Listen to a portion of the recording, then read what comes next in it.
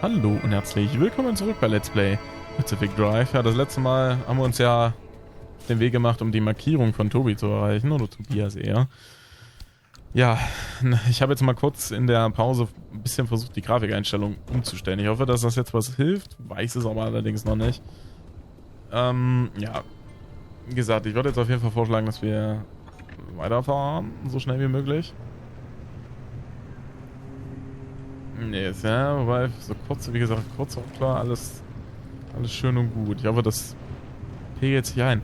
Ich habe tatsächlich nur zwischen den beiden Aufnahmen ein Grafikkarten-Update gemacht, aber ich kann mir irgendwie nicht vorstellen, dass das dann immer damit zusammenhängt. Ich weiß es leider wirklich nicht so genau. Jetzt nach rechts.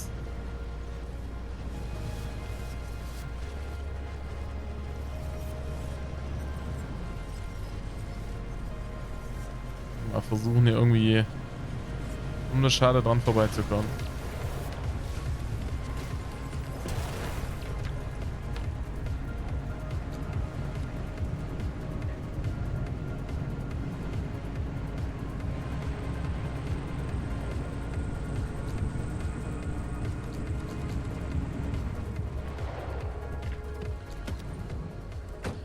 Da ist noch ein Plasmagenerator, den holen wir uns gleich auch noch, wenn jetzt hier nichts Gravierendes passiert.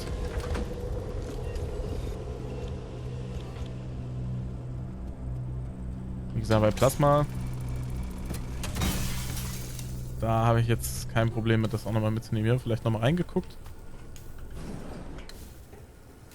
Gerade im Hinblick vielleicht auf Chemikalien. Na komm, Aufkleber, lass ich jetzt einfach mal hier.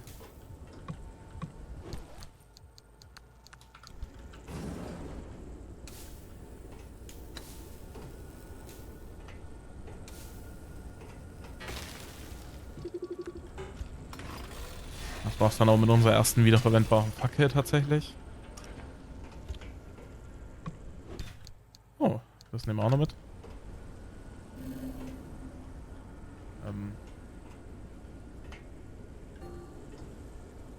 Ist ohne Licht doch schon mächtig dunkel hier. Was ist das? Noch eine einfache Fackel gerade? Ne, die will natürlich.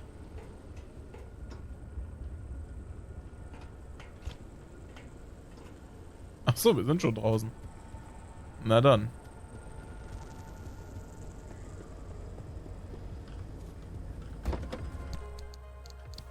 Ich will mal gucken, können wir eine wiederverwenden? Ah, guck mal.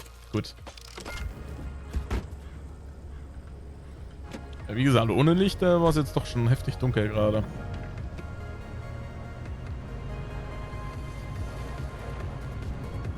Wenn wäre zwar auch noch Plasma, aber wie gesagt, einmal mitnehmen reicht auch. Oh nee.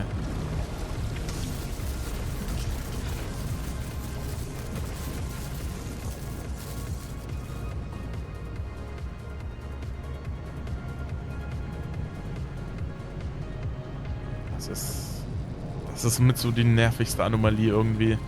Oh, da wäre eine Menge Plasma, zweimal tatsächlich. Ja, wie gesagt, komm, lassen wir jetzt erstmal auch liegen. Ja, vor allem, wenn wir dann einen Stromschlag von kriegen. Schutz unseres Autos auch schon gut beeinträchtigt.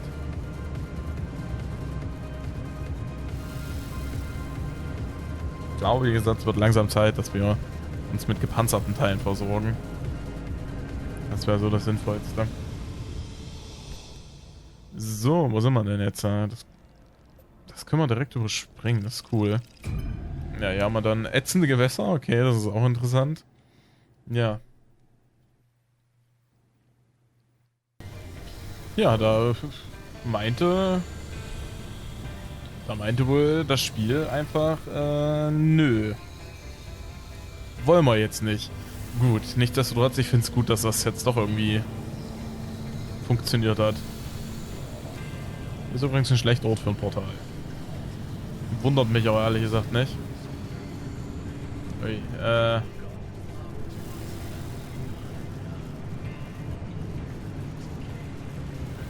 müssen ja eigentlich nur den Weg jetzt folgen. Wie gesagt, ich würde halt so gerne auch mal, aber jetzt geht's ja halt um was, dass irgendwie um nichts geht, viel mehr ja das alles erkunden und nicht einfach nur die ganze Zeit durchfahren. Es gibt halt doch eine Menge, die man sich angucken sollte. vor allem wahrscheinlich auch mitnehmen muss.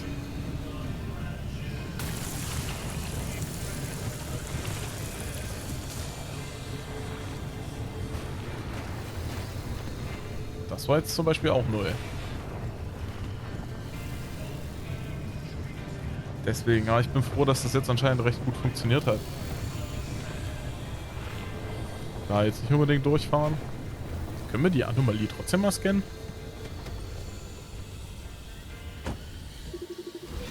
Die Hustwolke, okay.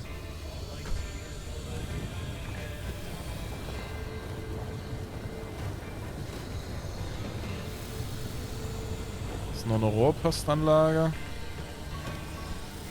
Uiuiui. Das ist dann doch keine so gute Idee gewesen, hier auszusteigen.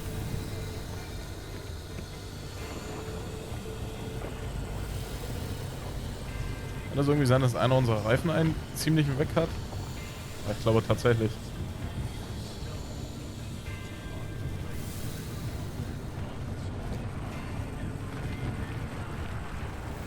Schauen gleich mal an einen etwas entspannteren Ort. Ob wir da was machen können. Scheint nämlich einen Platten zu haben.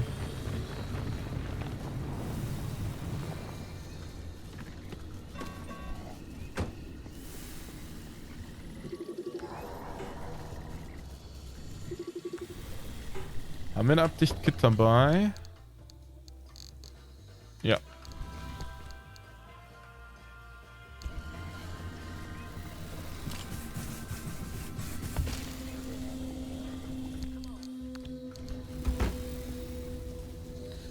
Jetzt geht das auch mit dem Ruckeln wieder los. Mensch, Mensch, Mensch.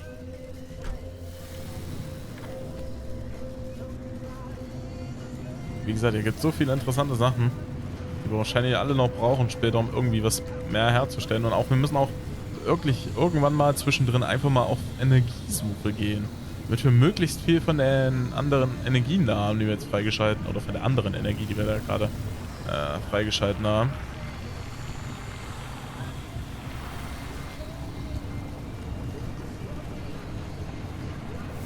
Das nehmen wir uns dann mal für eine der nächsten Folgen tatsächlich mal vor. Damit wir das mal in Angriff nehmen. Jetzt fahren wir aber erstmal zur Batteriefarm. Ewige Stabilität. Instabiler Anker. Ja? Cool, cool, cool.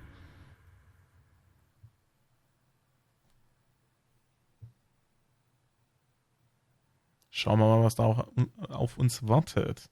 Beziehungsweise was Tobias uns gleich erzählen würde, ja. Da bin ich mal gespannt drauf. Oder was wir da überhaupt auch machen müssen. Müssen wir ja auch gucken, was jetzt hier passiert. Gut, die hat dazwischen gespeichert, das finde ich auch schon mal ganz gut. Nicht, dass das Spiel gleich wieder crasht, das wäre auch gut. Eieiei. Wir müssen auf jeden Fall irgendwas aktivieren, sehe ich jetzt schon. Okay, first off, I've loaded up 3 locations on your ARC device map. You see them? Head to whichever strikes your fancy. Einen. You're sending them to the visions? Sure am. We're gonna use this. My optical vassalizer. We shouldn't use that. Why not? I mean, it's been decades.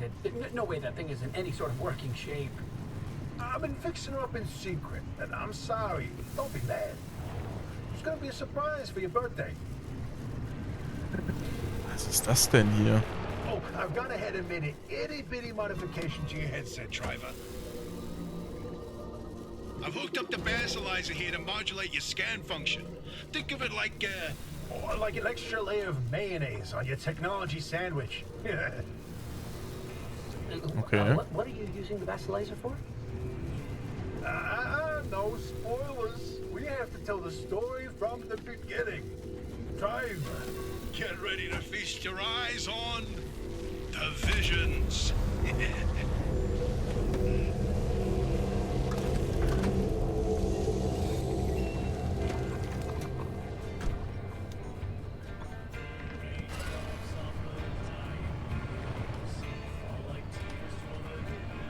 So we told you about the mass hallucination. Hundreds of people, 30 seconds of crazy, yada yada. But there was one Mein Gott. instance where that event and the remnants intersected. The story of Laura Cesari. Laura worked at Ada as an executive secretary. She put in her hours, but she spent her evenings with a real passion. Painting. Oh. When the hallucination event swept through, Laura was overtaken like everyone else. But for her, the visions didn't stop. She tried painting them, but grew frustrated at her inability to recreate what she saw. Now at first, Anna wrote her off as one of the many whose brains got scrambled by what they saw. Until Laura stumbled across a rusty can of paint in the woods. It Mann, was das ging a doch gerade so schön. remnant. Once she started using this paint, the visions in her paintings began to come true. She painted feverishly for over a year, Chasing the visions the entire time. Until the day the paint ran empty. And then she disappeared. Like all remnant holders do. Now that we know the remnants and the mass hallucination are related, maybe Laura's visions can help us out.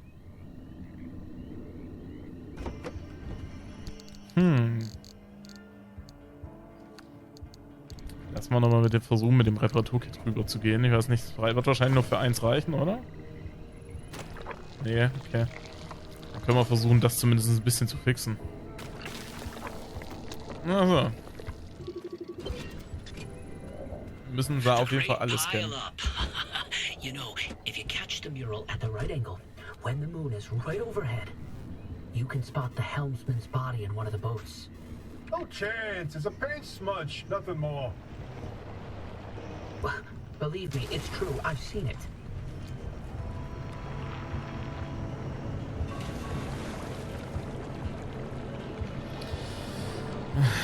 Hey, is it just me or did this mural look different before?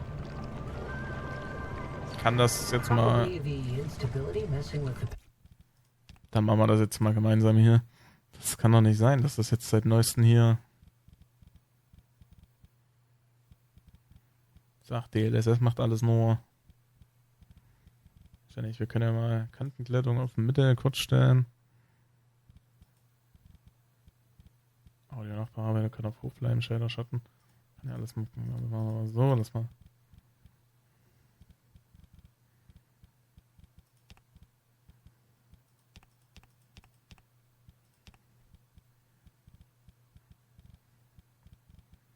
So.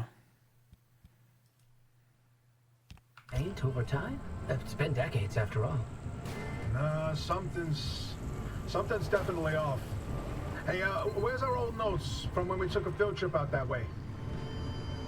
Driver, why don't you go ahead to the next one while we investigate this?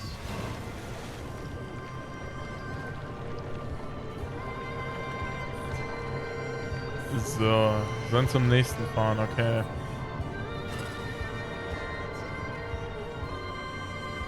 You know, I'm telling you, the helmsman never made it out of the zone. He died here. Not this again. I still don't know why you're so convinced they existed in the first place. Driver, back me up here. This is how the story goes. It was the winter of 72. Verdammt, A ship set sail down the Columbia River 100 miles east of here. The helmsman was overcome by bad weather, and while in a particularly foggy patch, the boat hit something, and the impact threw him from the deck. When he woke up, he was on a boat on this very lake, smack in the middle of the zone, with no idea how he got there. He had with him a ridiculous amount of cash and paid anyone and everyone to get him out of the zone. But no matter how he tried to leave, on foot, in a transport, he would always head into a fog and reemerge on another boat. At last count, the great pileup was 20 boats high and 30 boats wide. A limb duplication glitch, nothing more. And you, of all people, blaming Limb Tech instead of a good old-fashioned mystery? It doesn't add up. Arda's favorite pastime was carting people out of the zone. How could someone actually fail to escape? And a mysterious man with a backpack full of cash, and the one place he can't spend it. Seems awfully fishy to me.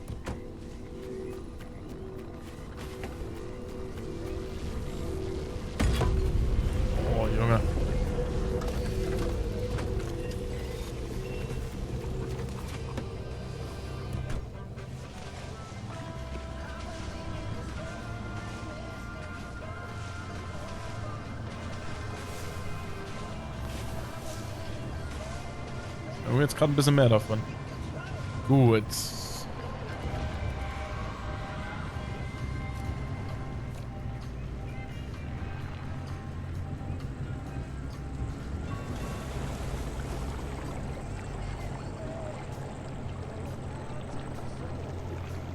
So, schauen wir mal. Hier dürfte ja gleich das nächste Gemälde sein. Wo ist das letzte dann? Ja, da hinten, oh, auch da hinten irgendwo, okay.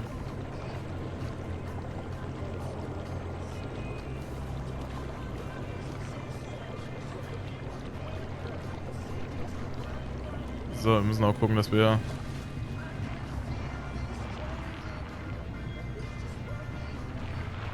Hier ist das nächste. Dass wir keinen großen Schaden mehr an unserer Seite bekommen. Bigfoot, okay. Ah, the Bigfoot mural. My personal favorite. Chemikalien wären halt cool, ne? Did you see that, Francis? Oh boy, Francis, look. Look here, it's different from our sketch when we visited in '82. It's all scrambled, but the shape seems familiar. If you tilt your head, doesn't that kind of look like Mount Olympus? Oh, Francis, you flippin' genius! It absolutely is. Wait, let's look back at the first one. What's different there? That shape right there, is that Hook Valley? Holy smokes! Oh, wait, pull up all the topographical maps of the peninsula. If we look around the areas where you'd get that view of Mount Olympus... See, Francis? I told you your basilizer would work. I don't think this is the basilizer's doing. Driver, we're on to something. Get to that third vision. Wir versuchen's.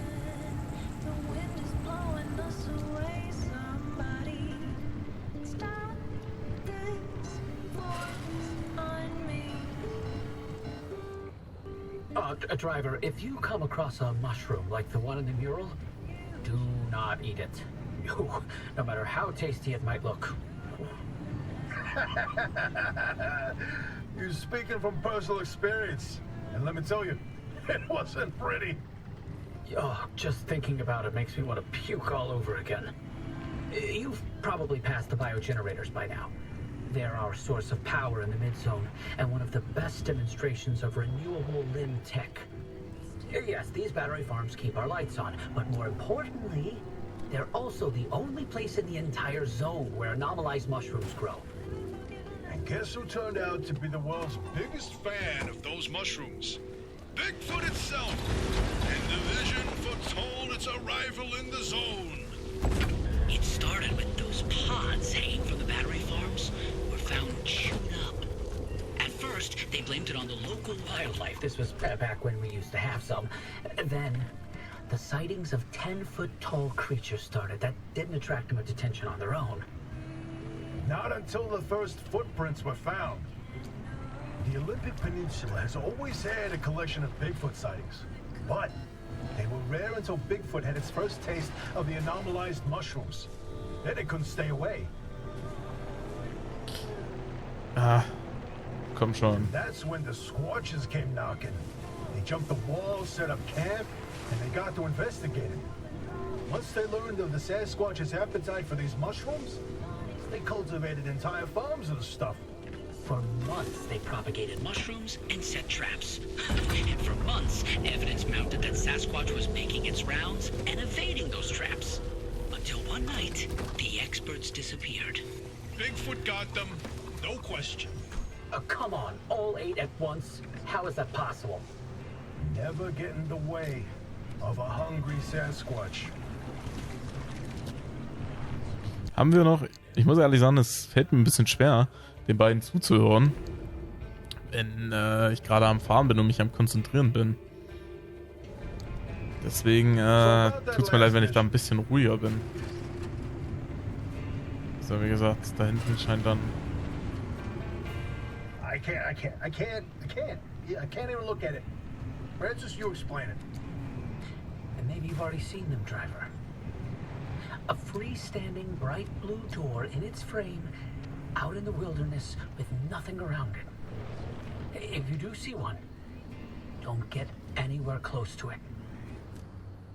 I don't want to talk about it. He was pretty close to a doorway when it opened.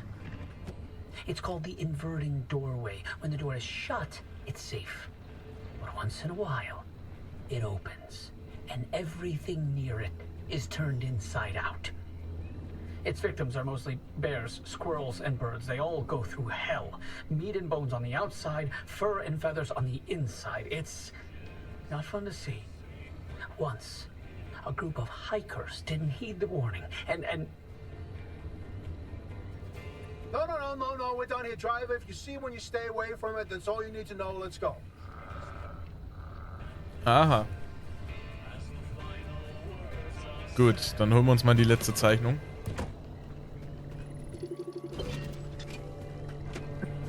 the inverting doorway. Hallo. Oh, nee, bitte. Oh, Gott sei Dank. I don't like this one. Gehe zu welchem Portal? Oh, bingo! See that pattern in the last mural? That flower only grows above a certain elevation. Put the three locations together, and you've got Oh, cool. a square mile in the northeast corner of the deep zone. Huh. The visions were pointing towards something the entire time. Hey, Hoppy, you can stop pretending to ignore us now. Take a look at this fine work. We've pinned down the location for the source of the mass hallucination. That's where the driver needs to go. Mhm. Well, what do you know? Oh. Well, I knew the basilizer worked. What did I tell you, huh? He still doesn't know, Francis. Know what? Hoppy? Not my story to share. Gehe zum Portal. Heißt also, wir können uns ein Portal aussuchen, habe ich recht? Dann machen wir das auch, weil scheint ja nur, dass wir... My theory. And that Elijah, they're illegitimate. Wait, what are you saying? I built that device to prove my imprint theory, and it was on the verge of getting the results I needed. But my research funding was running out.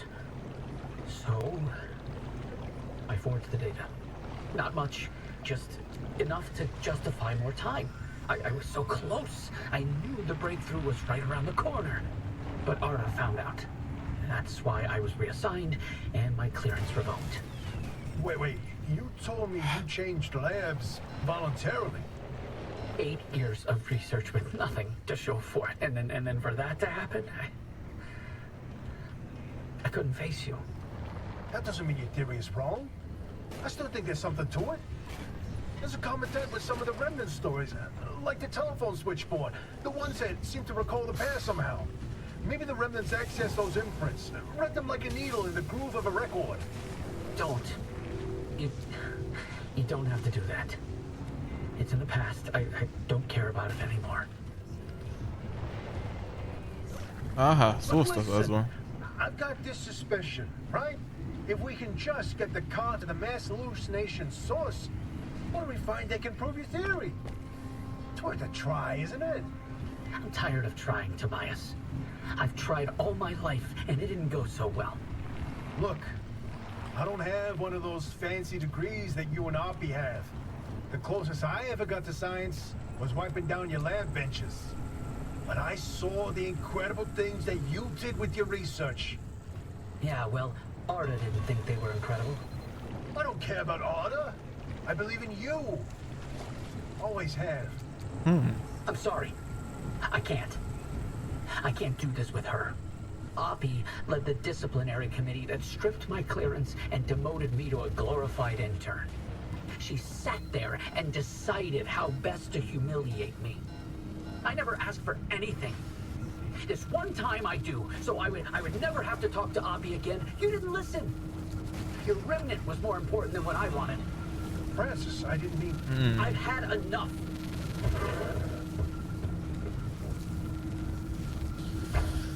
So ist das also. Die Vision, okay.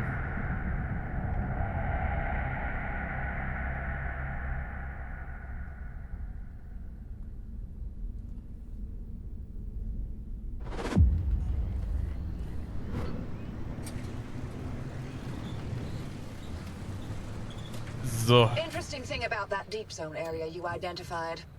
I ran every coordinate in that area through the ARTA database, and what turns up? But access logs with entry records for Dr. K up through March 1963.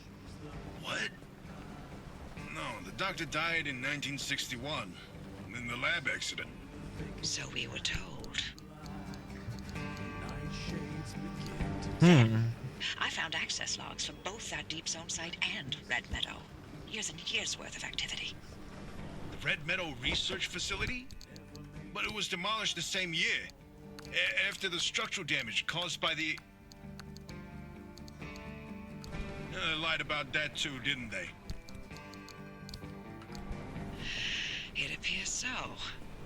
The driver should give the Red Meadow ruins a visit.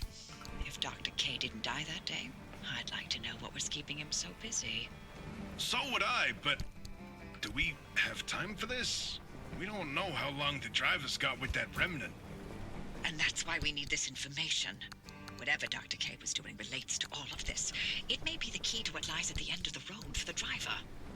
I... agree with you.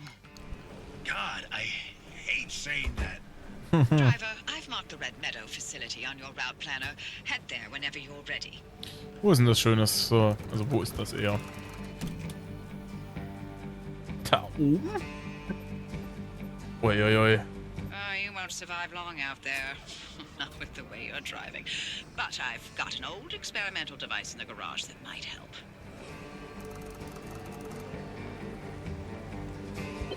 Jetzt dürfen wir. Go on, give it a shot. Can't be worse than anything else that could happen out there, right?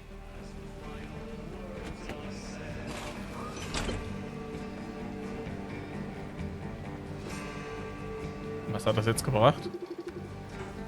Nichtsdestotrotz, ja. Haben wir es ja jetzt gepackt. Ich würde das erstmal auf jeden Fall aufladen. Wir haben auf jeden Fall ein bisschen was zu reparieren, auszutauschen, wie auch immer in den nächsten Folgen. Ich glaube auch, dass jetzt in den nächsten Folgen erstmal ein bisschen Materialsuche ansteht und ein bisschen Upgrade, bevor wir da hochfahren können. Ja, nichtsdestotrotz machen wir jetzt hier erstmal eine Folgenpause. Beziehungsweise auch eine Aufnahmepause. Und wir gucken dann mal, dass wir in den nächsten Folgen oder so mit dem Befreier, den wir jetzt gerade hergestellt haben, ein paar mehr Sachen machen können. Und zwar vielleicht uns auch ein paar gepanzerte Türen und Platten und alles besorgen können. Wenn ihr das nicht verpassen wollt, dann schaut gerne in der nächsten Folge wieder vorbei. Und ansonsten bedanke ich mich recht herzlich fürs Zuschauen und bis dahin. Ciao.